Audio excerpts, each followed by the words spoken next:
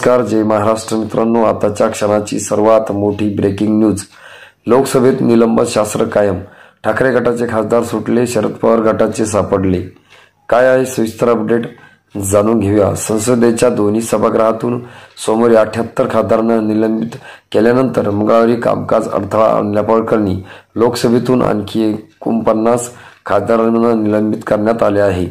त्यामुळे दोन्ही सभागृहातील निलंबित विरोधी खासदारांची एकूण संख्या 141 वर पोहोचली आहे। महत्त्वाचे म्हणजे शिवसेना उद्धव ठाकरे गटाच्या 6 पैकी एकाही खासदाराचे निलंबन झाले नाही, तर सुप्रिया सुळे, अमोल कोल्हेंना निलंबित करण्यात आले आहे।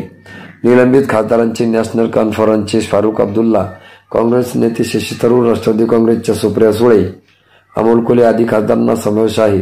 संसदीय कामकाज मंत्री प्रल्हाद जोशी यांनी खासदारांच्या निलंबनाचा प्रस्ताव मांडताना विधानसभा निवडणुकीच्या निकालामुळे विरोधी पक्षाचे खासदार निराश असल्याचा आरोप केला आहे। मित्रांनो, तुम्हाला काय वाटतं? तुमची प्रतिक्रिया आम्हाला नक्की कळवा। चॅनल अजून सबस्क्राईब केलं नसेल तर सबस्क्राईब करा, बेल आयकॉन प्रेस करा। भेटूया पुढच्या व्हिडिओमध्ये। तुर्तास धन्यवाद।